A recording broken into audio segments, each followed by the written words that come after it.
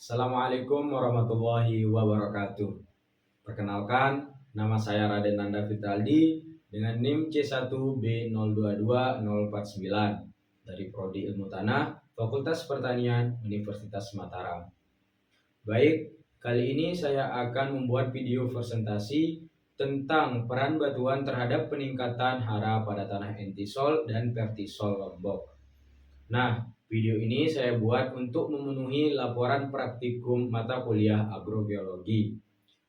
Praktikum mata kuliah agrogeologi ini bertempat di Desa Akar-Akar, Kecamatan Bayan, Kabupaten Lombok Utara pada hari Sabtu tanggal 25 Mei 2024. Selanjutnya, apa itu agrogeologi?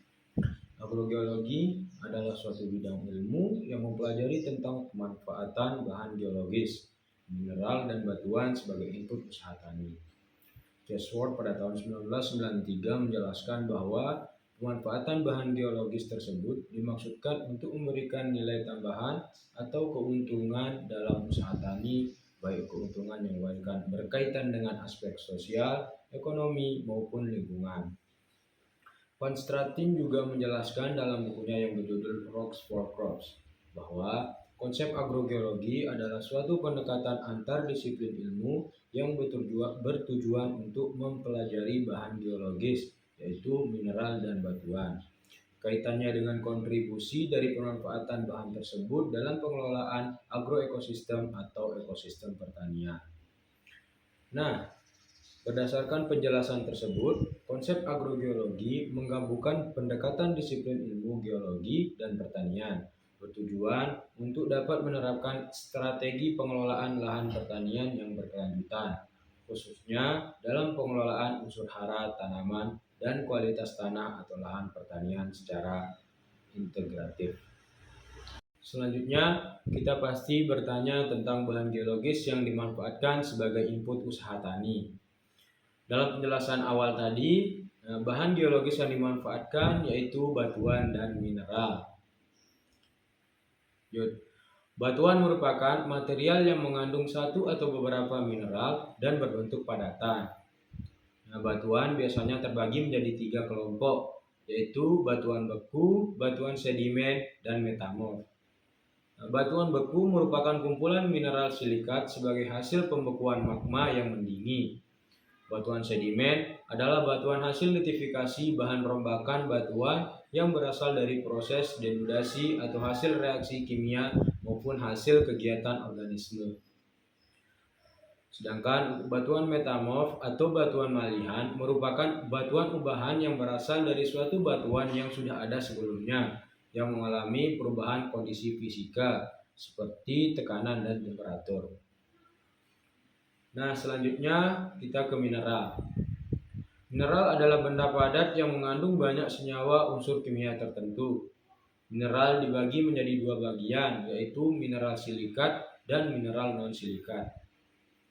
Mineral silikat tersusun dari rangkaian silikat oksigen yang membentuk struktur dasar tetrahedral. Struktur dasar tetrahedral Si terdiri atas satu ion Si4+, yang dikelilingi oleh 4 ion O2-. Suatu unit dasar tetrahedral dapat berikatan dengan unit dasar tetrahedral yang lain melalui pemanfaatan bersama atom oksigen di sudut struktur yang membentuk rangkaian tetrahedral silikat dan dihasilkan padatan mineral silikat. Sedangkan mineral non-silikat meliputi subkelompok halida, karbonat, sulfida, dan sulfat, mineral fosfat, dan oksida hidroksida. Mineral non-silikat mempunyai struktur dan komposisi kimia relatif lebih sederhana dan mudah terlampuk dibandingkan mineral silikat. Ikatan ion antar ion pada struktur mineral non-silikat umumnya bersifat ionik. Baik, selanjutnya kita akan membahas tanah vertisol dan entisol. Sebelumnya tadi kita sudah membahas tentang batuan dan mineral yang digunakan atau dimanfaatkan sebagai input usaha tani. Nah, tanah vertisol di Lombok memiliki bahan induk yang terdiri dari batuan andensitik dan dasitik. batuan andesit dan dasit mengandung mineral liat smektit yang memiliki sifat basa atau alkalis. Nah, mineral liat smektit ini menyebabkan tanah vertisol memiliki kaya kandungan liat yang tersebar merata di setiap horizonnya, serta memiliki nilai kapasitas tukar kation atau KTK dan kejenuhan basa yang tinggi. Nah, selanjutnya kita akan berbicara tentang unsur haranya. Nah, unsur hara pada tanah vertisol di Lombok relatif kaya, terutama unsur hara makro seperti nitrogen, fosfor, dan kalium. Kandungan unsur hara ini dipengaruhi oleh bahan induk batuan andesitik dan dasitik yang mengandung mineral liat smektit. Namun, kandungan unsur hara ini dapat berbeda-beda tergantung pada lokasi dan kondisi lingkungannya. Oleh karena itu, unsur hara pada tanah vertisol ini dapat kita katakan relatif kaya. Nah, akan tetapi perlu kita periksa lebih lanjut lagi untuk mengetahui kandungan unsur hara yang lebih spesifik agar kita dapat mengetahui apakah batuan atau pupuk batuan berperan dalam menambah unsur hara yang kurang pada tanah vertisol tersebut. Nah, selanjutnya tanah entisol. Tanah entisol di Lombok itu terbentuk dari bahan induk batuan sedimen atau metamorf. Karakteristik tanah entisol termasuk rendah kandungan bahan organik dan unsur haranya. Tanah ini memiliki struktur berbutir dan sarang yang membuatnya mudah mengeluarkan udara dan menyebabkan udara mudah hilang karena perkolasi.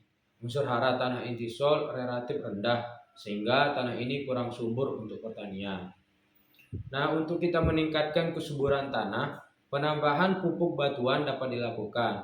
Nah, pupuk batuan dapat membantu meningkatkan kandungan unsur hara pada tanah, sehingga tanah ini lebih cocok untuk pertanian. Jadi, pada tanah entisol di Lombok, batuan bisa dijadikan pupuk dan sangat berperan untuk menambahkan unsur hara pada tanah ini agar tanah ini lebih cocok untuk pertanian. Mungkin hanya ini yang bisa saya sampaikan. Kurang dan lebihnya saya mohon maaf. Sekian dan terima kasih. Wassalamualaikum warahmatullahi wabarakatuh.